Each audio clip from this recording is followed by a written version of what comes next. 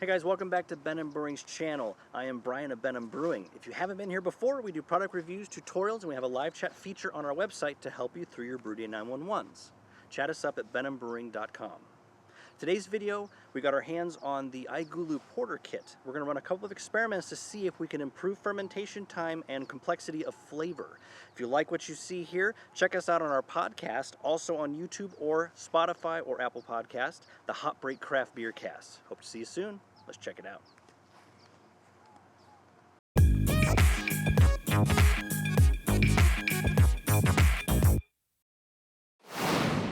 First off, this video is sponsored by iGulu, who challenged us to take their newly released Porter Kit and see if we could modify it in a couple different ways. We got our hands on the Porter Kits a couple weeks ago, managed to brew them, and we found them to be pretty good, but they were a little clean, a little unremarkable. So a very good sessionable beer, but we felt like we could maybe do some more with it. As a reminder, we do have a 20% off coupon code if you do want to purchase the iGulu F1, link is in the description. So there were two main questions that we had after we tasted the Porter Kits. Why are we fermenting at regular ale temperatures, so 69 to 70 degrees, even though the pressure of the fermentation gets up to 15 to 30 psi? That should allow us to raise the fermentation temperature and brew it much faster. That's one of the things we're going to be testing. We're going to take the iGulu F1 using master mode, push the fermentation temperatures up to 80 and see what the impact is on the flavor, if any. In theory, it should give us a faster fermentation and be just as clean as the ale temperatures. The other thing we noted with the porters is that there wasn't a lot of complexity as far as grain goes. Because you're just using a dark malt extract, you don't have the specialty grains that gives it some of that complexity and a little bit of that nuance. So we wanted to come up with a way to add those flavors into the porter. The other thing we wanted to do was just to have some fun with it, and we thought, well, heck, why don't we do a chocolate porter? So iGulu sent us 2 more of their porter kits. We're gonna rebrew the porter today with specialty grains, see the impact on flavor, and we're gonna have some fun with a chocolate porter. At the end of all this experimentation, the biggest thing we wanna find out is, can we brew it faster and make it taste better? Let's get into it. All right, let's brew up that porter kit with the specialty grains. For this, we want to start out by making what I'm calling a grain tea. What we did is we took 1.5 ounces of brown malt, 1.5 ounces of Crystal 60 malt, and 1 ounce of chocolate malt. We took all those grains, I actually put them in a Ziploc bag, and I crushed them up with a rolling pin. If you have access to a grain mill, go ahead and just have it crushed. I didn't want to drag out my giant mill for such a small amount of grains, so I did the rolling pin technique. Really, you just want to crush the grains enough to open up the husks so you have access to all the flavors that are locked inside. From there, I took about 2 cups of water and I threw it in the microwave and I heated it to about 170 degrees. Once it was at the correct temperature, I had a large mason jar, or you could use whatever heat-safe vessel you want to use. I put a fine mesh bag into the jar, added the grains, and poured the water on top. Once they were fully saturated and I kind of dunked them a little bit, let them rest for 30 minutes. All right, while your grain tea is steeping, let's go ahead and make our base porter recipe. Take out your Triton keg, sanitize any surface that will be coming in contact with your beer. We prefer to use Star San. Fill water up to the 116 ounce mark and go ahead and add all of your hop extracts into the water. Next, take your dark dried malt extract, add that into your Triton keg. If your 30-minute timer is up on your steeping grains, on your grain tea, go ahead and take that bag and squeeze out as much of the liquid as you can. Now, you don't need to kill it, but you definitely want to extract as much of the flavor out of those grains as possible. Once you've done that, put the grain bag aside and add your grain tea into the Triton keg. Next, take a sanitized spoon, stir the entire mixture up together to make sure that dried malt extract is dissolved. And once that's done, you are ready to pitch your yeast, sprinkle it on top of the wort. Do not stir it in, just let it float on top. Go ahead and seal up your Triton keg and get ready to put it into your iGulu F1. One quick note, you might notice that our serving tube that we're using on the iGulu F1 is much longer than the original serving tube. We did a video a couple of weeks ago about how to help with a lot of the foaming that happens in the iGulu F1. Go ahead and check out that video link in description. It definitely makes a huge difference. If you're interested in getting that longer serving tube as well, that link will be linked below as well. Once your Triton keg is secured into the iGulu F1, we're gonna set up the fermentation temperature. Now, we're not using the RFID sticker that comes with it, again, because we're doing that experiment where we're gonna push the temperatures up quite a bit. For this, you will need access to master mode, which opens up the craft menu on the iGulu F1. We're gonna set the fermentation temperature to 80 degrees, and I'm gonna put it for 7 days, although I'm pretty sure it'll finish well before then. I just wanna make sure I have enough time to continue to measure the outcome. We're actually using a tilt hydrometer for this, so we'll be monitoring it every day, and we will modify the fermentation process once that hits terminal gravity. So once it hits terminal gravity and it's done fermenting, we will crash cool it for 4 days. All right, let's go ahead and start brewing up our chocolate porter. The first thing we need to do is take our Triton keg that we have modified, and I've talked about this in another video.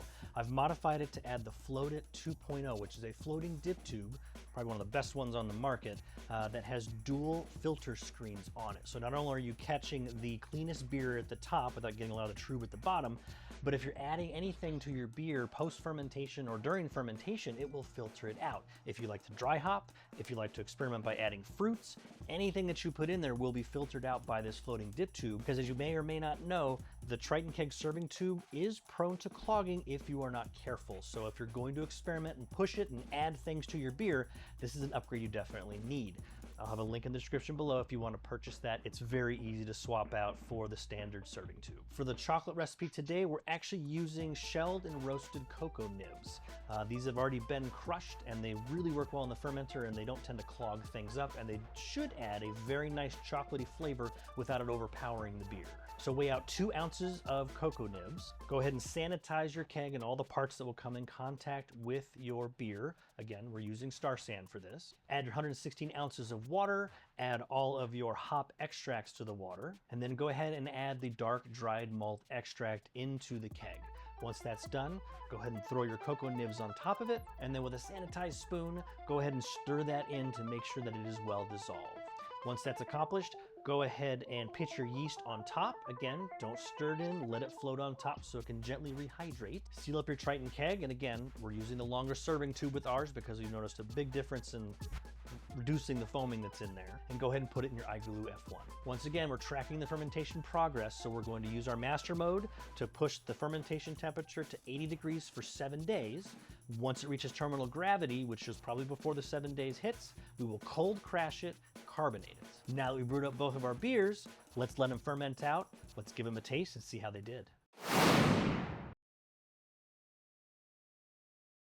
All right, so we are back today. Christy is joining me for our tasting of the modified porter kit. So we've got our first glass here, which has the original porter kit. We're going to try the porter I brewed with the the specialty grains. So we'll give that a try first. So let me pour us a pint.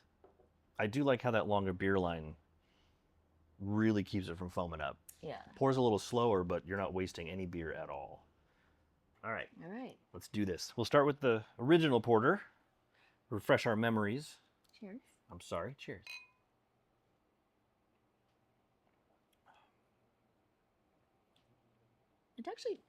It's aged quite well. Yeah, it tastes better than... It does taste better. Okay.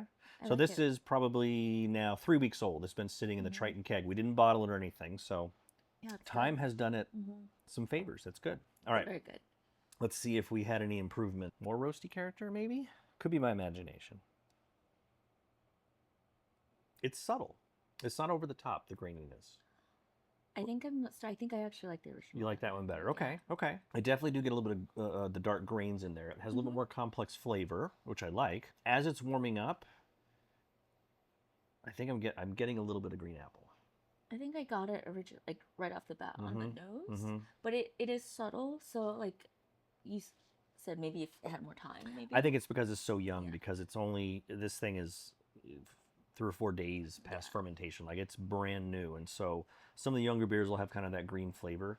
It's definitely not something, because we've done beers before where it has a huge green apple and it will not go away. Yeah. This doesn't have that acetaldehyde potency.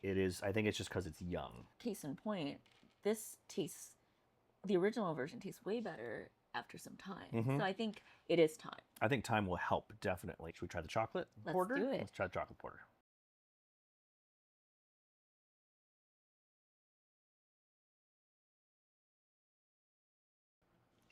Cheers. Cheers.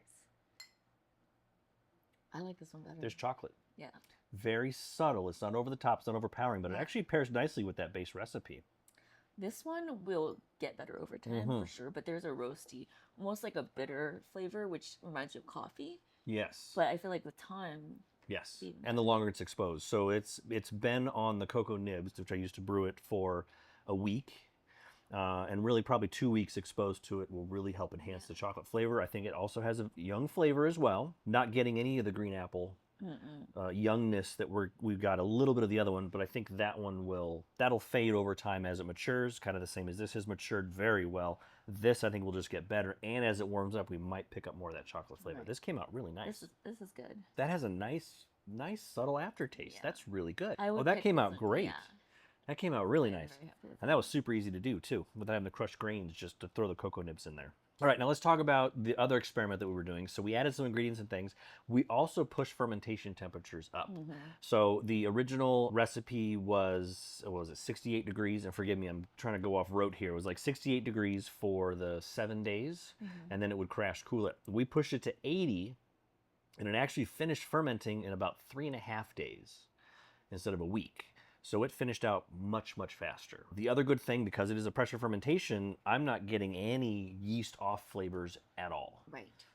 So it finished faster, and we gave it some time to kind of clean up a little bit. You know, you shorten your fermentation time from 7 days to like 3 or 4, and then you obviously need to give it some more time to age and let those flavors really come through. But I'm excited to see what both those beers do as they age over the next couple of weeks, because similar to how this porter, the original kit, has gotten better over time and is very, very good now. Still sessionable, still easy. I do like the graininess, a little more complexity of the other one, and I think that'll help get better over time. And the chocolate one is definitely a standout winner. Yeah. I think that paired perfectly with the porter kits. I think that this one has a richer flavor. It's like comparing like a light coffee to like a dark roasted espresso bean. Like this is like much more flavorful. Oh, for sure. And as it's warming up, I'm getting more of that chocolate and dark coffee. And I wonder if that, just having the chocolate in there, the cocoa nibs, is helping to bring out some of the roasty notes that were in just the dried malt extract, the dark malt extract. It's like a Americano. Yes. Kind of. So now it is a breakfast beer. Justifying. So you can have it in the So you can drink it, which is what we're doing. All right. Well, cheers. I think this was a huge success. This was great. Thank you, guys. One other thing to note, because we did directly pitch the cocoa nibs into the Triton keg, and as I mentioned before, we have the Float at 2.0 on there to help filter out all that stuff. I mean, we're getting nothing in there. As it's exposed to those cocoa nibs, that chocolate flavor will continue to develop. Now, normally, if you're doing a full-size 5-gallon batch, you're going to want to get it off of those cocoa nibs. Otherwise, your flavor will get probably too intense. Because of the smaller size of the Triton keg, I don't see any issue with that, because you're going to end up, especially as good as this is, you're going to have a hard time not drinking it within a couple weeks, and to get it off of those cocoa nibs and all the true bits at the bottom of the Triton keg. So I am just over the moon about this. I think this is the best modified one that we've done in the iGulu. I think so. Yeah, no, that is fantastic. You guys have to try it. It is really, really... Oh, as it's warming up and getting even more chocolate. Yeah. That is delightful. Hey guys, thanks so much for watching our video on modifying one of the iGulu kits. Let us know if you've done this before, or if you've tried the technique that we've done and used some of the things we've done. Let us know how it turned out for you. If you have any tips or tricks for other iGulu brewers, definitely let us know. We'll be happy to pass that on, or even make another video on some modifications and some tweaks. Catch you later, my friends.